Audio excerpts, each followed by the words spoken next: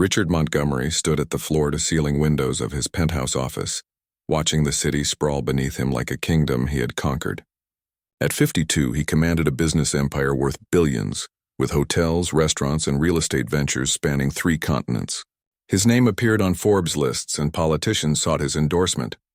Yet today, something felt different. His reflection in the glass looked pale, almost ghostly.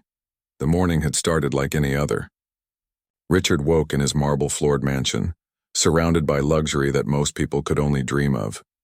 His wife, Patricia, had already left for her charity luncheon, leaving behind only the faint scent of her expensive perfume.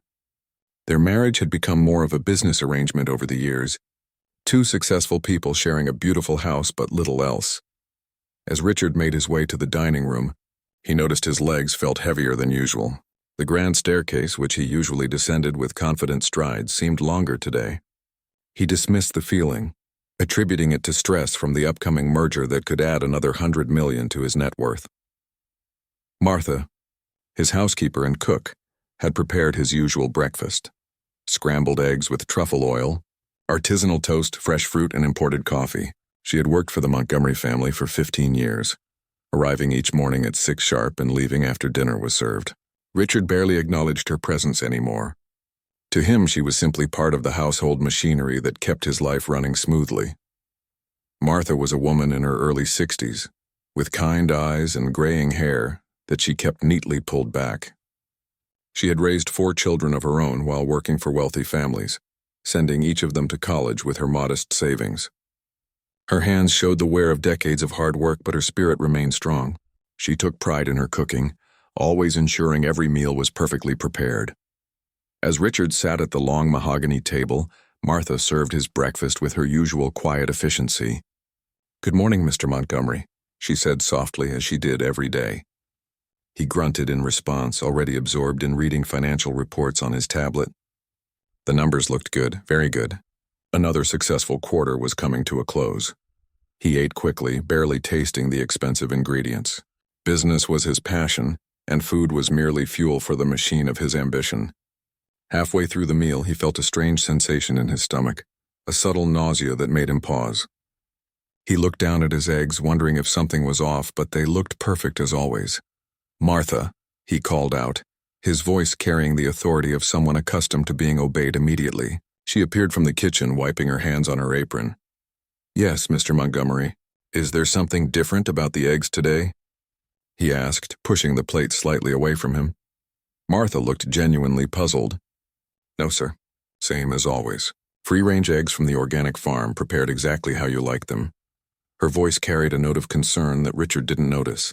He studied her face for a moment, then dismissed his suspicion. Martha had never given him reason to doubt her competence. The feeling in his stomach gradually subsided, and he finished his breakfast, though with less enthusiasm than usual. He had important meetings ahead and couldn't afford to be distracted by minor discomfort. The limousine ride to his office building gave Richard time to review his schedule. 3 board meetings, a conference call with investors in Tokyo, and lunch with a potential business partner who owned a chain of luxury resorts.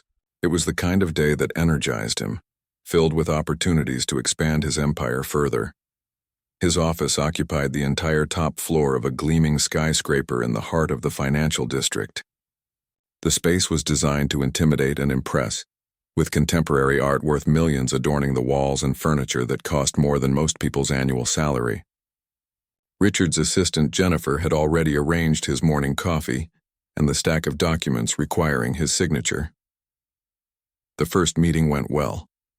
Richard felt his usual sharp focus returning as he negotiated terms for acquiring a smaller competitor.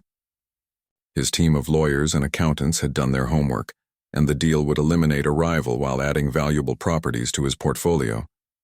As the meeting concluded, Richard felt a surge of satisfaction. This was what he lived for, the thrill of victory in the corporate battlefield. But as the morning progressed, that strange feeling returned. It started as a mild headache, then evolved into a general sense of fatigue that seemed to settle into his bones. Richard prided himself on his stamina and rarely felt tired during business hours. He had built his empire through relentless energy and an ability to outlast his competitors in marathon negotiation sessions. During his lunch meeting at an exclusive restaurant, Richard found himself struggling to maintain his usual commanding presence. The potential partner, a shrewd businesswoman named Sarah Chen, seemed to notice his distraction. "Are you feeling all right, Richard?" she asked, her tone professional but tinged with genuine concern. "You seem a bit off today." Richard forced a smile and straightened in his chair. "Just thinking through some complex deals," he replied, though privately he was alarmed by her observation. If his condition was noticeable to others, it could affect his business relationships. In his world, any sign of weakness could be exploited by competitors or cause investors to lose confidence. The lunch was supposed to be a celebration of their new partnership, but Richard barely touched his food. The expensive wine tasted flat, and even the restaurant's famous dessert couldn't tempt his usually healthy appetite. Sarah noticed his untouched plate, but was too polite to comment further. As they concluded their meeting with handshakes and promises of future collaboration, Richard felt relieved to escape the scrutiny of another business associate.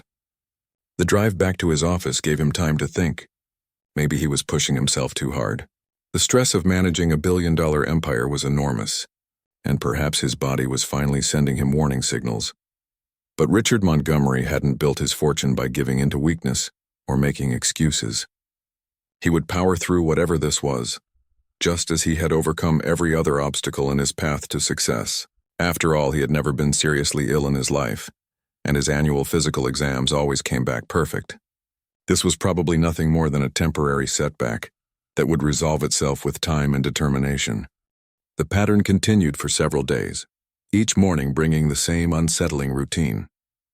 Richard would wake feeling reasonably well, go through his usual grooming ritual in his marble bathroom, and dress in one of his hand-tailored suits. But within an hour of breakfast, the symptoms would begin their unwelcome return. Patricia finally noticed something was wrong when she found him sitting in his study at midnight, still in his business clothes, staring blankly at his computer screen. The blue light from the monitor cast shadows across his face, making him look older than his 52 years. "Richard, what are you doing up so late?" she asked from the doorway, her voice carrying more irritation than concern. Their relationship had grown cold over the years, built more on mutual convenience than genuine affection. He looked up at her, momentarily confused about where he was. "I was reviewing the quarterly reports," he said, though he couldn't remember what he had been reading for the past hour. Patricia stepped into the room, her silk nightgown rustling softly. Despite their emotional distance, she had always been observant about details that could affect their social standing or financial security. "You look terrible," she said bluntly. "When was your last physical exam?" Richard rubbed his temples, trying to ease the persistent headache that had become his constant companion. 6 months ago. Everything was perfect as always. He had always taken pride in his excellent health, viewing it as another asset in his business arsenal. "Well, something isn't right now," Patricia said, settling into the leather chair across from his desk. "You're pale, you're tired, and yesterday I noticed you barely ate anything at dinner. Are you having problems with the business?" The suggestion that his empire might be in trouble sparked a flash of Richard's old fire. "The business is fine," he said sharply. "Better than fine. We just closed the Chen deal and the Tokyo expansion is ahead of schedule." Patricia studied his face in the lamplight. "Then what's wrong? And don't tell me nothing, because I can see it's something." Richard wanted to dismiss her concerns, but even he couldn't deny that his condition was worsening. The morning episodes were lasting longer, and the afternoon fatigue was becoming more pronounced. "I think I might need to see a doctor," he admitted reluctantly. The admission surprised Patricia. In all their years of marriage, Richard had never voluntarily sought medical attention for anything less than a broken bone or obvious emergency. He viewed illness as a sign of personal weakness, something that happened to other lesser people. The next morning, Richard canceled his first meeting and drove to Dr. Harrison's private practice. Dr. Marcus Harrison had been the Montgomery family physician for over a decade, a discreet and highly skilled doctor who catered to wealthy clients who valued privacy above all else. The examination was thorough. Dr. Harrison checked Richard's blood pressure, listened to his heart and lungs, examined his eyes and throat, and ordered a comprehensive blood panel. Richard answered questions about his symptoms, trying to downplay their severity even as he described them. "The episodes happen every morning," Richard explained. sitting on the examination table in his expensive boxer shorts and undershirt. Usually within an hour of breakfast. Nausea, headaches, fatigue. But by evening, I feel almost normal again. Dr. Harrison made notes on his tablet, his expression professionally neutral. Any changes in your diet recently? New medications? Unusual stress levels? Richard considered the questions. Nothing unusual. Martha prepares the same breakfast she's been making for years. I'm not on any medications. Business stress is constant but manageable. Tell me about your typical breakfast, Dr. Harrison said, looking up from his notes. Scrambled eggs with truffle oil, artisanal bread, fresh fruit, imported coffee, sometimes smoked salmon or organic yogurt. Richard rattled off the menu that Martha prepared with such care each morning. Dr. Harrison nodded and continued his examination. He pressed on Richard's abdomen, checking for tenderness or swelling. Any abdominal pain? Changes in bowel movements? Unusual thirst or urination? Richard shook his head to each question, though he realized he hadn't been paying close attention to his body's signals. He was too focused on business to notice such mundane details. The blood test results would take 2 days, Dr. Harrison explained. In the meantime, he suggested Richard keep a detailed diary of his symptoms, noting the exact timing and severity of each episode. He also recommended temporary changes to the morning routine to help isolate potential triggers. Try having breakfast at different times, the doctor suggested. Maybe skip certain foods for a few days each, see if the pattern changes. It could be a developing food allergy or sensitivity. Richard drove home feeling slightly more optimistic. Having a plan of action, even a simple one, appealed to his business-minded approach to problem-solving.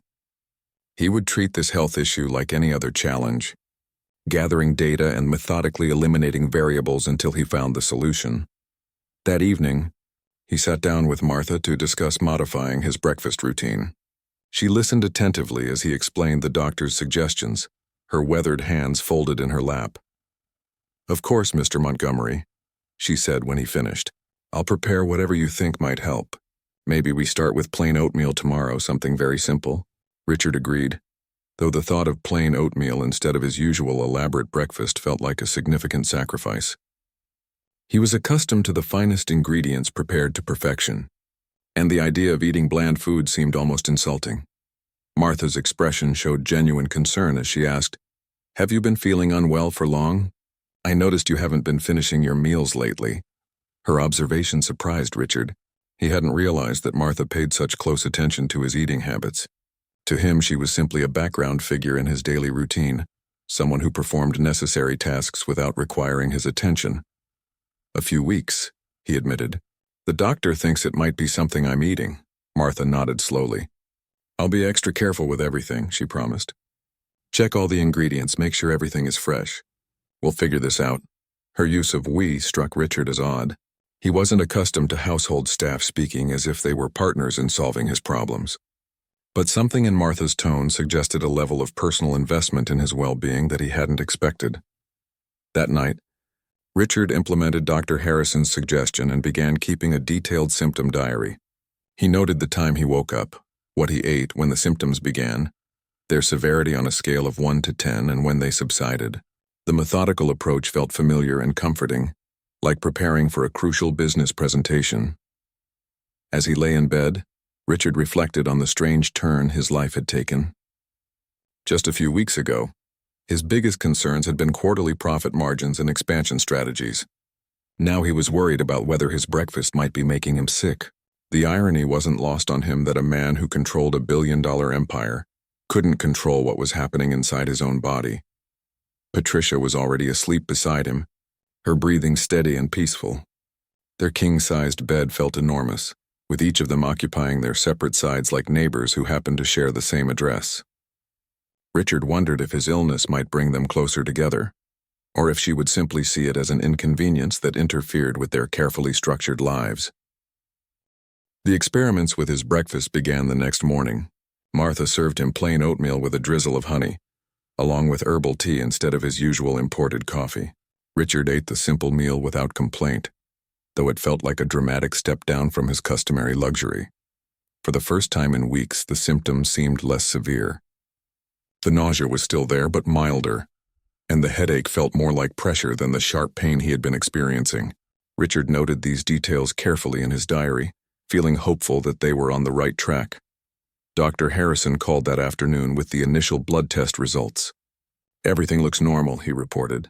"Liver function, kidney function, blood sugar, cholesterol levels, all within healthy ranges. We're still waiting on some of the more specialized tests, but so far, no red flags." Richard felt both relieved and frustrated. Good health was reassuring, but he still had no explanation for his deteriorating condition. "So what's next?" he asked. "Continue with the dietary modifications," Dr. Harrison advised. "If it's a food sensitivity or allergy, this systematic approach should help us identify the trigger. Keep detailed records of everything you eat and how you feel." Over the following days, Martha prepared different versions of Richard's breakfast, carefully eliminating one ingredient at a time. They tried different types of bread, switched from eggs to egg whites, eliminated the truffle oil, and experimented with various fruits. Each morning became a small experiment, with Richard playing the role of both subject and observer. Some days brought improvement, others were worse. The plain oatmeal consistently resulted in milder symptoms, but Richard couldn't tolerate the thought of eating such boring food permanently. He was accustomed to meals that reflected his status and success, and simple oatmeal felt like accepting defeat. During this period, Richard began to notice Martha in ways he never had before. She approached each breakfast preparation with scientific precision, washing her hands repeatedly, checking expiration dates, and asking detailed questions about how each meal affected him. Her dedication to solving his problem surprised him. "Martha," he said one morning as she served him scrambled egg whites with plain toast, "how long have you been cooking professionally?" She paused in arranging his napkin, seemingly surprised by his personal question. "I started working in kitchens when I was 16, Mr. Montgomery. That was almost 50 years ago. I've cooked for many families over the years. Have you ever seen symptoms like mine before?" Richard asked, genuinely curious about her experience. Martha considered the question carefully. "Not exactly like yours, sir, but I've seen people react badly to foods they've eaten for years. Sometimes bodies just change, develop new sensitivities." Her answer was thoughtful and intelligent, making Richard realize he had never really considered Martha as a person with knowledge and experience. To him, she had always been simply a service provider, no different from his accountant or lawyer. "Tell me about your other families," he said, settling back in his chair with his herbal tea. Martha seemed uncertain whether this was appropriate conversation, but she answered carefully. "The Hendersons were my first long-term position. I worked for them for 12 years, watched their children grow up and go to college. Mrs. Henderson had diabetes, so I learned to cook low-sugar meals that still tasted good." As she spoke, Richard saw her face become more animated. Martha clearly took pride in her ability to adapt her cooking to meet different dietary needs and preferences. She talked about learning to prepare kosher meals for one family, mastering complex French techniques for another, and developing her own recipes to accommodate various allergies and health conditions. "What about your own family?" Richard found himself asking. "4 children," Martha said, her voice warming with obvious affection. 2 boys and 2 girls. They're all grown now, with families of their own. My youngest just became a nurse, and my oldest son is a teacher." The information surprised Richard. He had never thought about Martha having a life outside his household, children she had raised while caring for his family. The realization made him slightly uncomfortable, highlighting how self-centered his world had become. Their conversation was interrupted by Patricia's arrival in the dining room. She was dressed for another charity event, her blonde hair perfectly styled and her makeup flawless despite the early hour. "How are you feeling today?" she asked Richard, though her attention was focused on checking her phone for messages. "A bit better," Richard replied honestly. "The simplified breakfast seems to help." Patricia glanced at his plate with mild disapproval. "Egg whites and plain toast? That's not exactly the breakfast of a successful businessman." Her comment stung because it reflected his own feelings about the dietary restrictions. "It's temporary," Richard said defensively, "until we figure out what's causing the problem." Martha quietly refilled his teacup, her presence so familiar that Patricia barely acknowledged her. Richard watched this interaction with new awareness, noticing how Martha seamlessly blended into the background while attending to their needs. After Patricia left for her luncheon, Richard remained at the table longer than usual, thinking about his conversation with Martha. He realized that in 15 years of employment, he had learned more about her personal life in one morning than in all their previous interactions combined. The phone rang, interrupting his thoughts. Dr. Harrison's office was calling with the results of additional tests. Richard took the call in his study, hoping for definitive answers. The specialized blood panels came back clean, Dr. Harrison reported. No signs of heavy metal poisoning, no unusual toxins, no markers for autoimmune conditions. Whatever is causing your symptoms, it's not showing up in standard medical tests. Richard felt his frustration mounting. So what do we do now? We continue the elimination diet, and I want to schedule you for some additional imaging studies. Sometimes problems don't show up in blood work, but are visible on CT scans or MRIs. The prospect of more tests and continued uncertainty was exhausting. Richard had built his career on finding solutions quickly and efficiently. This medical mystery was testing his patience and his faith in systematic problem-solving approaches. That afternoon, during a board meeting, Richard experienced one of his worst episodes yet. The nausea came on suddenly and intensely, forcing him to excuse himself from the conference room. He barely made it to his private bathroom before becoming violently ill. When he returned to the meeting 15 minutes later, his face was pale and his hands were shaking. The board members exchanged concerned glances, and Richard could see questions forming in their expressions. Any sign of weakness in a CEO could trigger speculation about leadership changes or health-related stock volatility. Just something I ate, Richard said dismissively, though privately he was alarmed by the severity of the episode. This attack had been different from the others, more sudden, more violent, and it had occurred hours after his modified breakfast. That evening, Richard sat in his study reviewing the pattern of his symptoms in his detailed diary. Something wasn't adding up. The timing was becoming more erratic, and the severity was increasing despite the dietary modifications. If food sensitivity was the cause, shouldn't the elimination diet be providing more consistent improvement? As he studied his notes, a disturbing thought began to form in his mind. What if the problem wasn't what he was eating but something else entirely? What if someone was deliberately making him sick? The suspicion that someone might be poisoning him seemed paranoid, even to Richard himself. He was a businessman, not a character in some melodramatic thriller. Yet as he reviewed his symptom diary, the pattern became increasingly suspicious. The timing didn't consistently match his meals, and the severity seemed to increase on days when important business deals were scheduled. Richard decided to conduct his own investigation, approaching it with the same methodical precision he applied to corporate acquisitions. He began paying closer attention to everyone who had access to his food and drinks throughout the day. The list was surprisingly long. Martha, Patricia, his office assistant Jennifer, the catering staff at his office building, restaurant servers during business lunches, and various household staff who had access to his private spaces. The most obvious suspect was Martha. She prepared his breakfast every morning and had access to all his food at home. She had been with the family for 15 years, but Richard realized he knew very little about her personal finances, her relationships, or her motivations. Could someone have bribed her to slowly poison him? Did she harbor some hidden resentment about her treatment over the years? But even as he considered the possibility, Richard found it difficult to believe. Martha's concern for his health seemed genuine, and she had been actively helping with the elimination diet. If she were trying to harm him, why would she participate so willingly in efforts to identify the cause of his illness?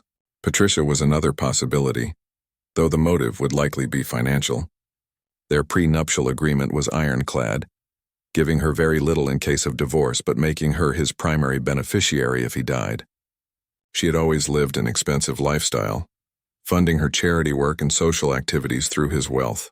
But Patricia had never shown any interest in the business details that would be necessary to orchestrate such a scheme.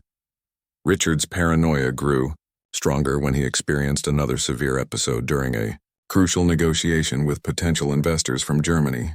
The timing seemed too convenient to be coincidental. He had felt fine that morning, but within minutes of drinking coffee brought by Jennifer, the familiar symptoms returned with devastating intensity.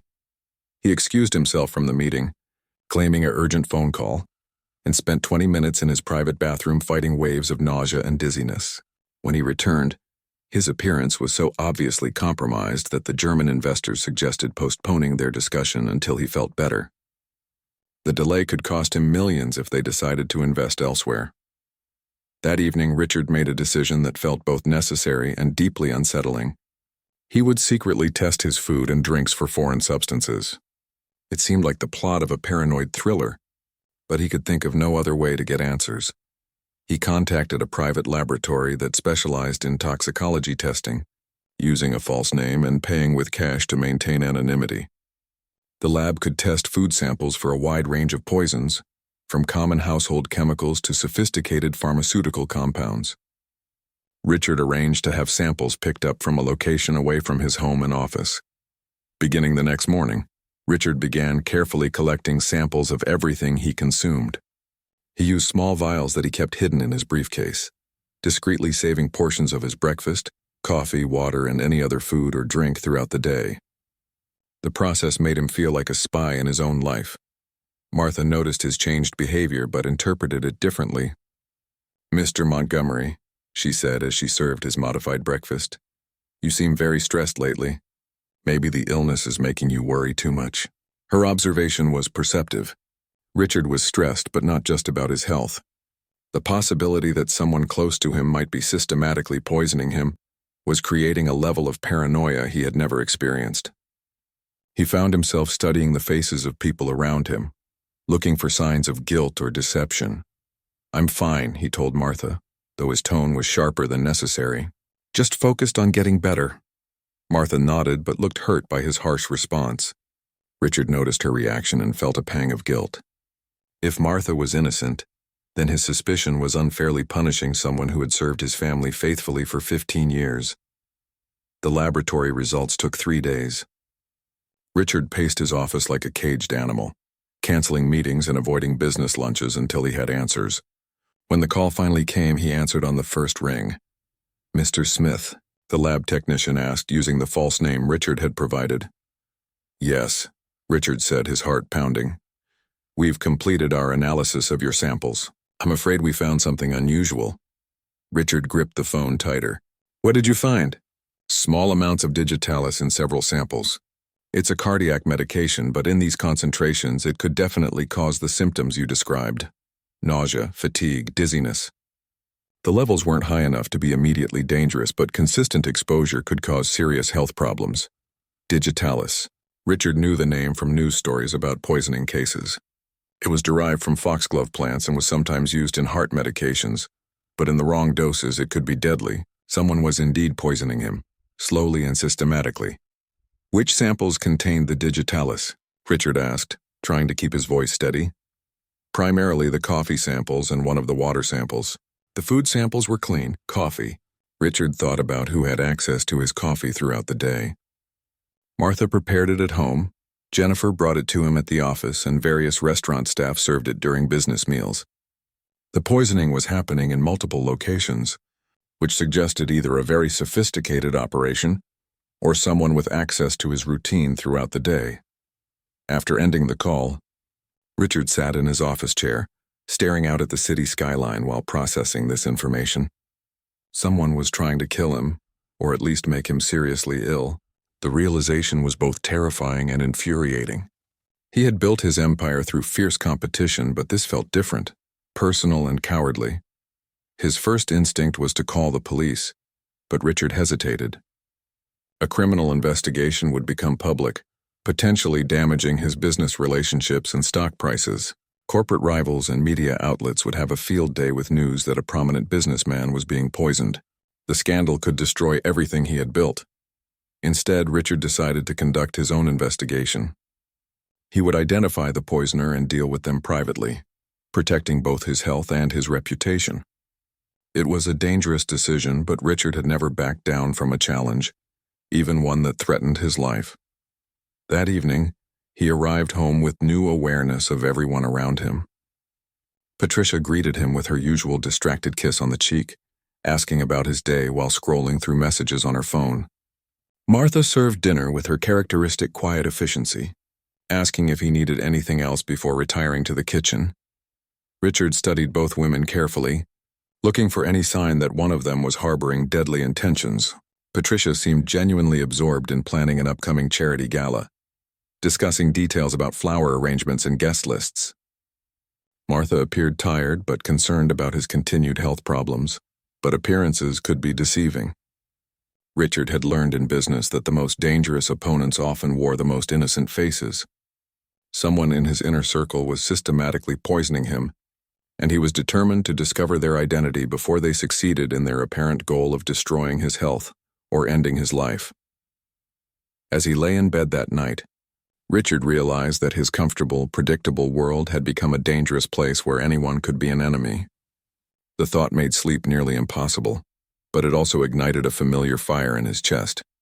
The competitive drive that had made him successful in business would now be focused on staying alive. Richard's investigation began with surveillance equipment. Using contacts from his business security team, he discreetly installed tiny cameras in his kitchen, dining room, and office. The devices were nearly invisible, designed for corporate espionage, and would record everything that happened to his food and drinks throughout the day. He also hired Marcus Webb, a private investigator who specialized in corporate security and personal protection cases. Webb was expensive and discreet, exactly what Richard needed.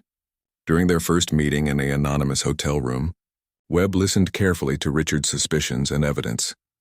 Digitalis poisoning is often called the perfect murder method, Webb explained, reviewing the laboratory report. It's hard to detect, mimics heart problems, and can be administered in very small doses over time. Your poisoner knows what they're doing. Webb recommended expanding the investigation beyond just food tampering. We need to look at motives, he said. Who benefits if you're incapacitated or dead? Who has access to your routine? Who might have the knowledge to obtain and administer Digitalis safely? The motive analysis was disturbing. Richard's will left everything to Patricia, but she would also inherit significant wealth and social status. Several business rivals would benefit from his absence, particularly those involved in hostile takeover attempts that Richard had successfully blocked. Even some of his own employees might profit from his downping, including ambitious executives who coveted his position. Richard found himself viewing every interaction through the lens of potential murder. When Jennifer brought his morning coffee, he watched her face for signs of guilt. When Martha served his meals, he studied her hands for evidence of tampering. When Patricia kissed him goodnight, he wondered if she was calculating how much longer she would need to wait for his death. The paranoia was exhausting, but the surveillance cameras began providing valuable information. Richard reviewed the footage each evening in his locked study, watching hours of mundane activity in search of suspicious behavior. On the third day, he noticed something odd. Martha was preparing his coffee with unusual care, measuring the grounds precisely and timing the brewing process with a stopwatch. She also spent several minutes in the pantry, where the camera angle couldn't capture her activities clearly. But the most suspicious behavior came from an unexpected source. Patricia appeared in the kitchen while Martha was out running errands, opening cabinets and examining various containers. She seemed to be looking for something specific, and when she found a small glass vial in the back of the spice cabinet, she held it up to the light and shook it gently. Richard's heart raced as he watched his wife of 20 years potentially confirming her role as his would-be killer. Patricia carefully returned the vial to its hiding place and left the kitchen, glancing around to ensure she wasn't observed. Her movements were quick and practiced, suggesting this wasn't her first time searching the kitchen for hidden items. The evidence seemed clear, but Richard decided to wait before confronting Patricia. He wanted to catch her in the act of tampering with his food, creating undeniable proof of her intentions. Webb agreed with this approach, noting that accusations without absolute proof could backfire if Patricia decided to accelerate her poisoning schedule. Richard began varying his routines unpredictably, hoping to force Patricia to make a mistake. He started eating breakfast at different times, sometimes skipping meals entirely and occasionally preparing his own coffee. These changes seemed to agitate Patricia, who made several comments about his erratic behavior. "You're acting very strange lately," she said one evening, as they sat in their separate armchairs in the living room. First the diet restrictions, now these random schedule changes. Are you having some kind of breakdown? Her concern seemed genuine. But Richard had learned that Patricia was an accomplished actress when it suited her purposes.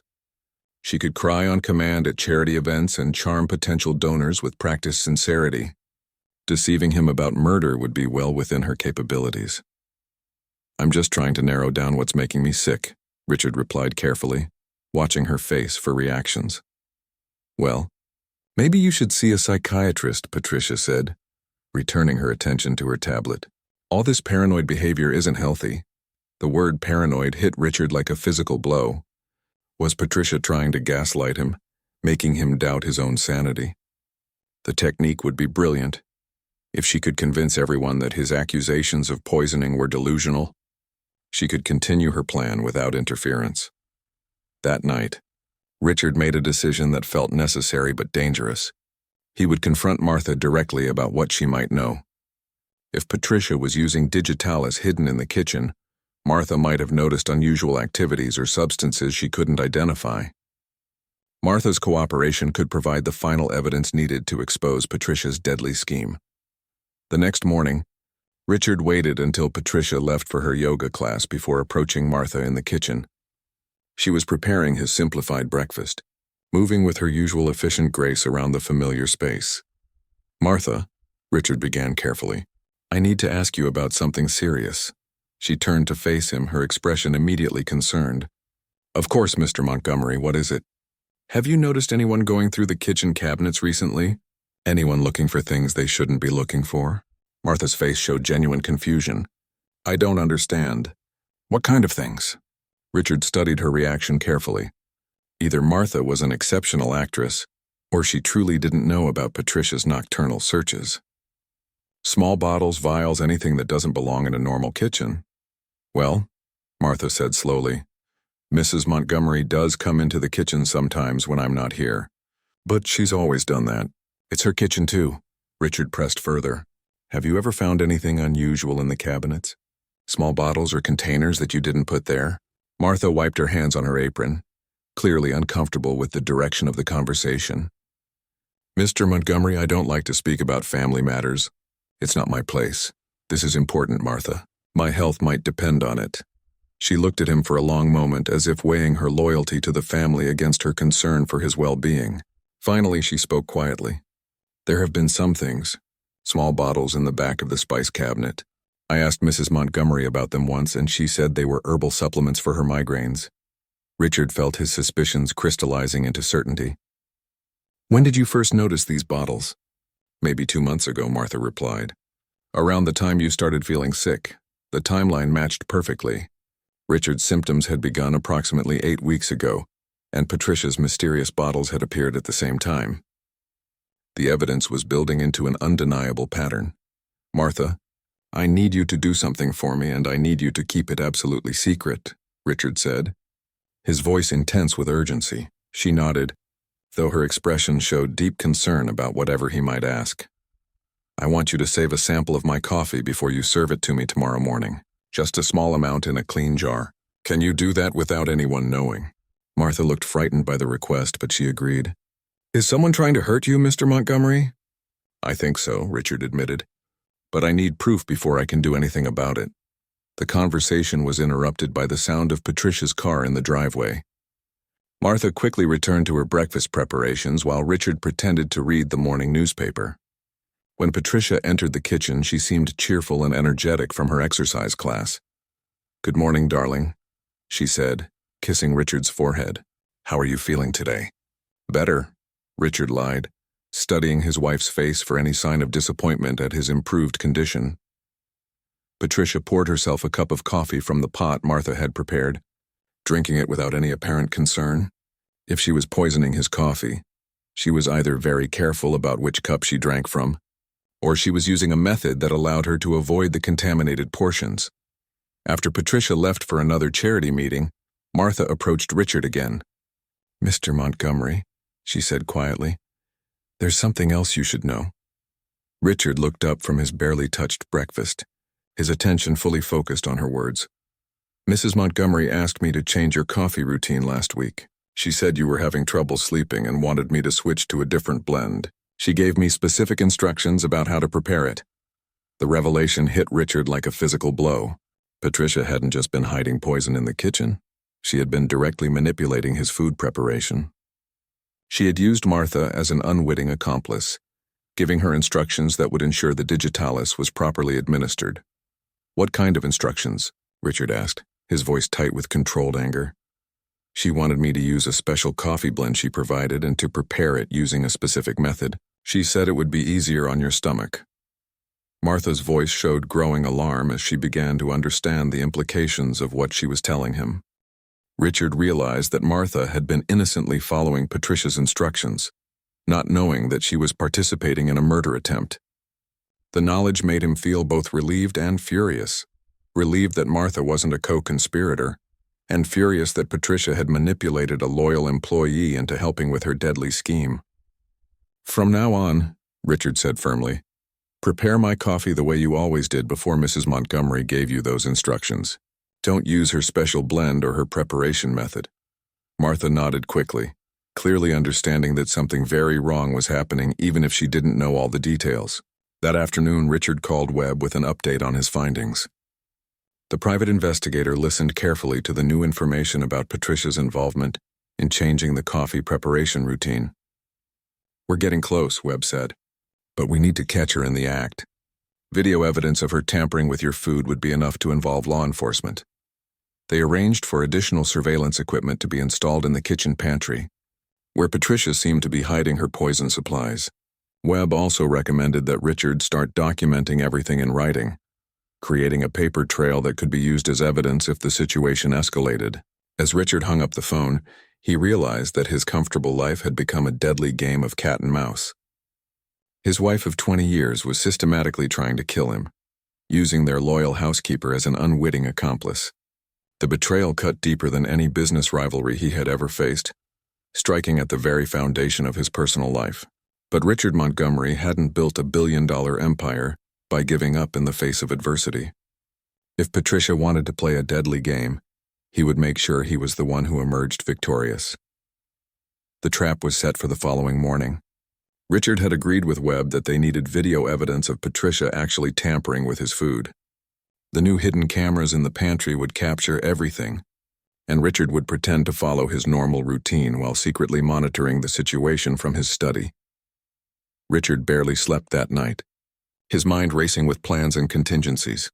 He thought about confronting Patricia immediately, demanding an explanation for her attempted murder. But Webb had convinced him that patience would yield better results.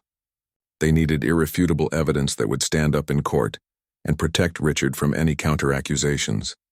At 6 a.m, Richard heard Patricia's alarm clock ring in the bedroom next to his study. He had been awake for hours, watching the live feed from the kitchen cameras on his laptop. Martha had arrived at her usual time and was beginning breakfast preparations, unaware that she was being recorded. Patricia appeared in the kitchen 15 minutes later, still in her silk pajamas and robe. She moved quietly, clearly trying not to wake Richard, who she believed was still sleeping. Martha was in the garden gathering fresh herbs, giving Patricia a few minutes alone in the kitchen. Richard watched intently as his wife opened the pantry door and reached for something on the highest shelf. Her movements were quick and practiced, suggesting she had done this many times before.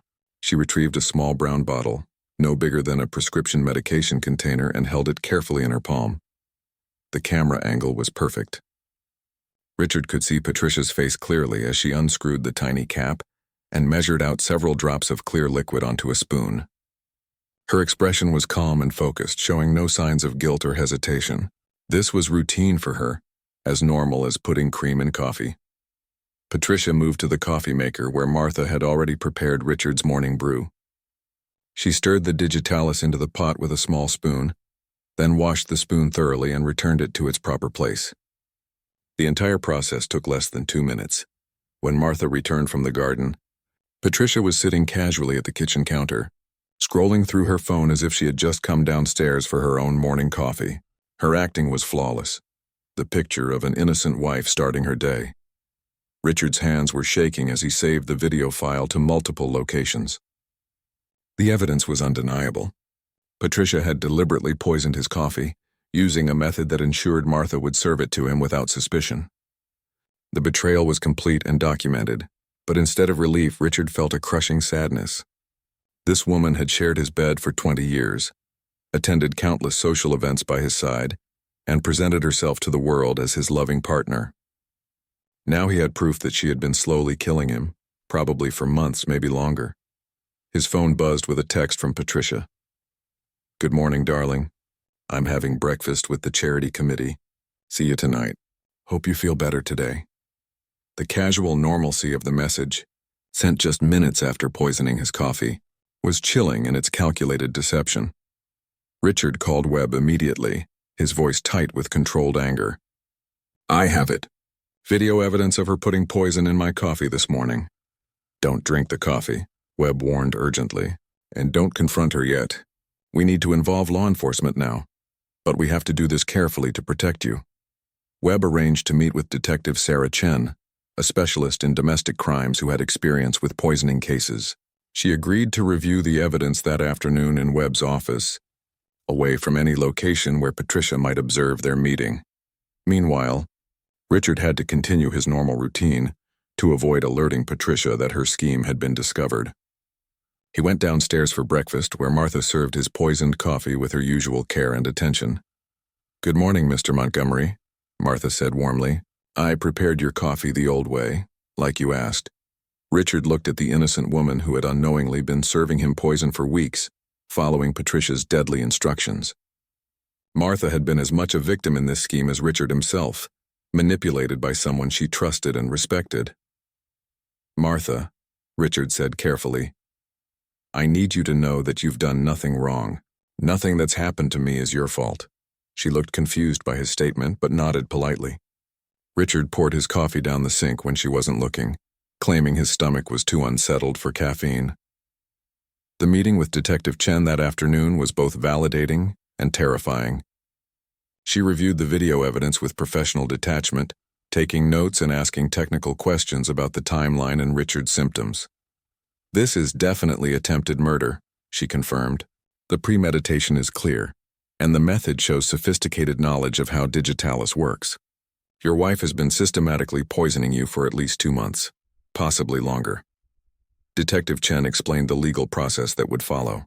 Patricia would be arrested and charged with attempted murder. The case would likely receive significant media attention due to Richard's prominent position in the business community.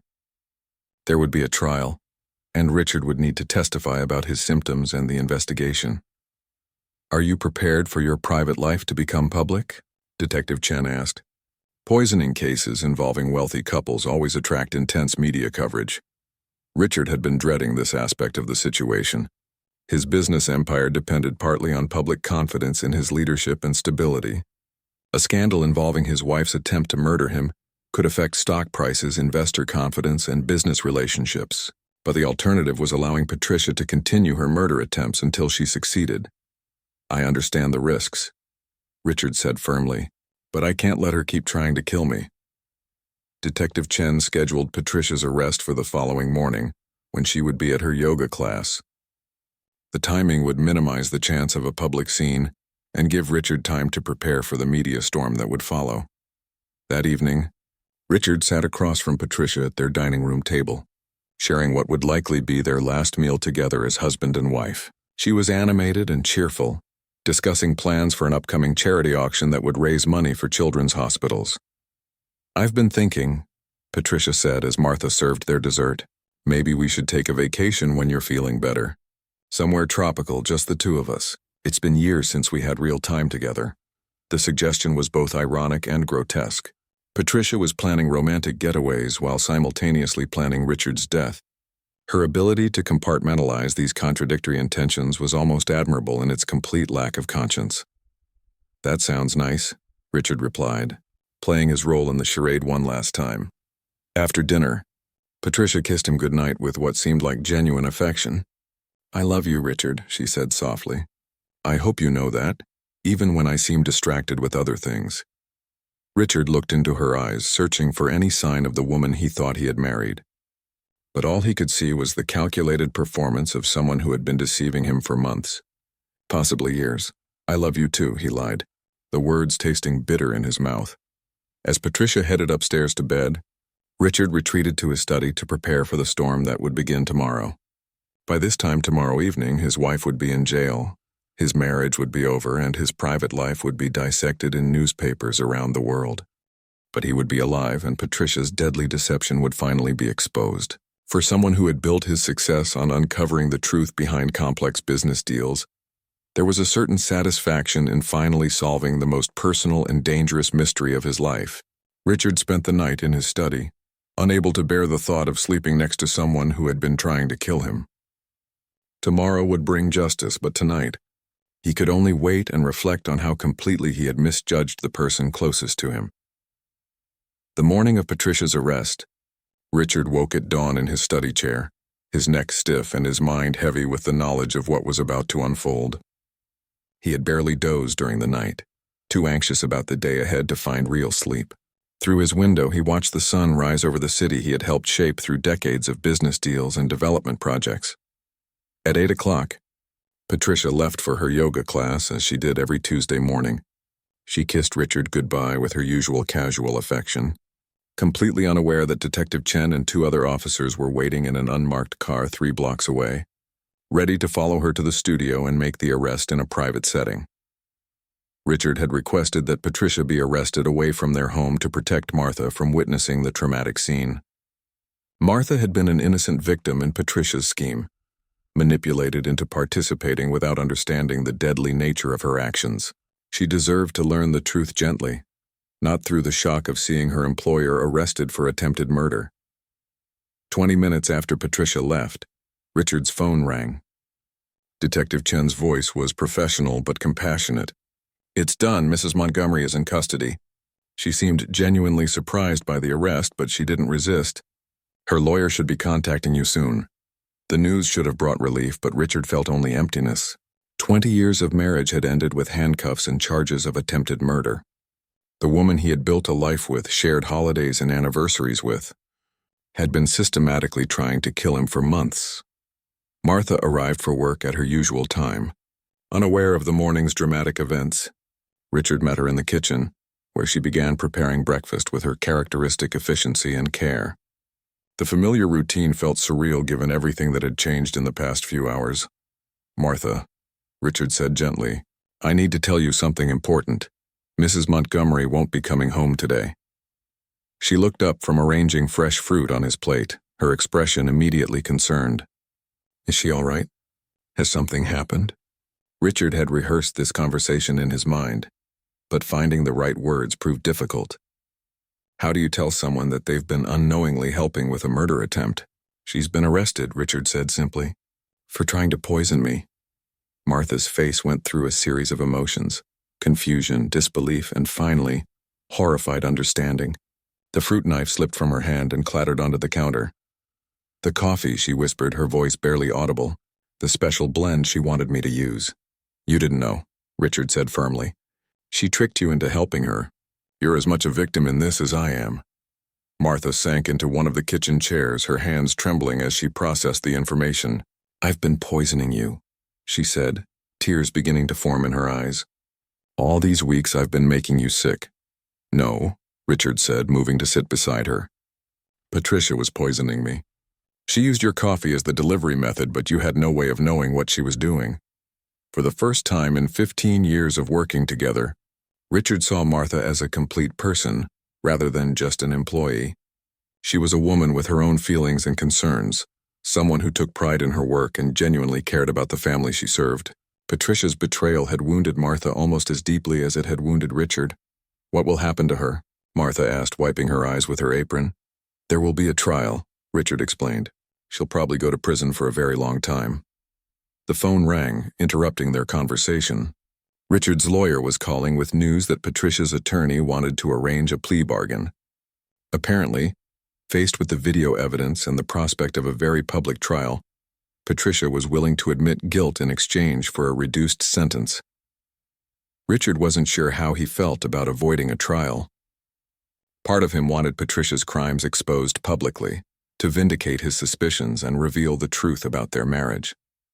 But another part of him dreaded the media attention and public scrutiny that would come with a high-profile murder trial. Over the following days, The story broke in the local newspapers and quickly spread to national media outlets.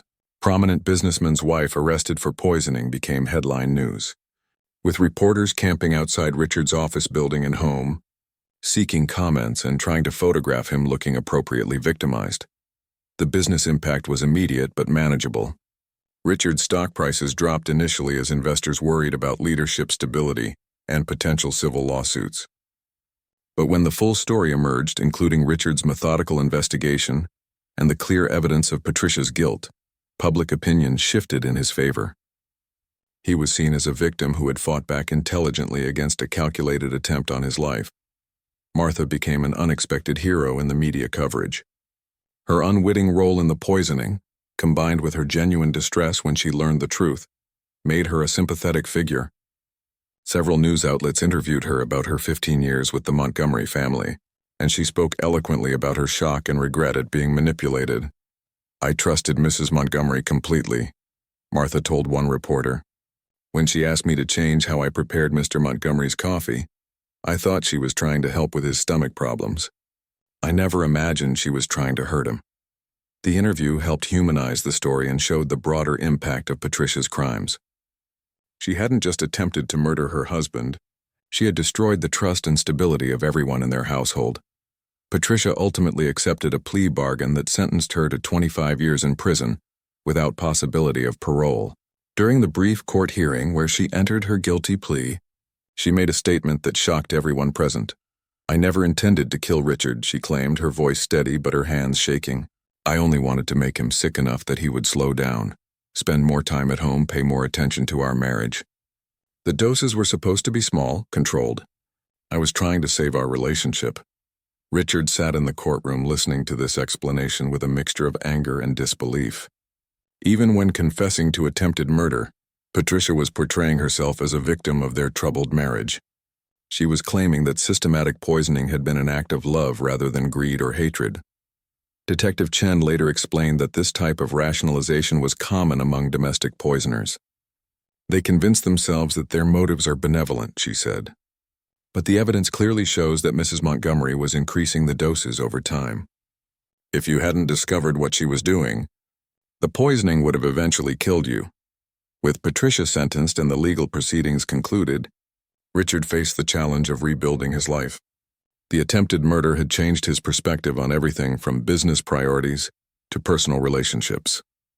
He realized how isolated he had become, how few people in his life actually knew or cared about him as a person, rather than as a source of wealth or power. Martha continued working for Richard, but their relationship had evolved into something more like a partnership than employer and employee. She had seen him at his most vulnerable, and he had come to appreciate her loyalty, intelligence, and genuine concern for his well-being.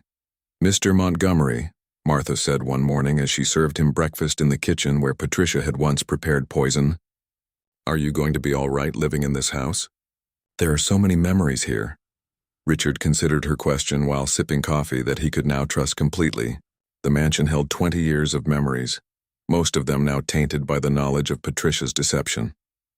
But running away felt like admitting defeat. "This is my home," he said finally.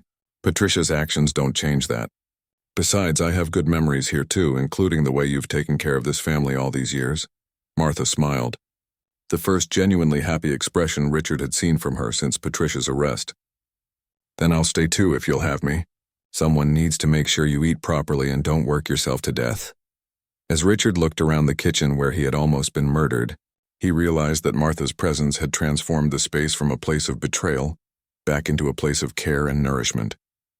Her loyalty and innocence had survived Patricia's manipulation, proving that not everyone in his life had been corrupted by greed or hidden agendas.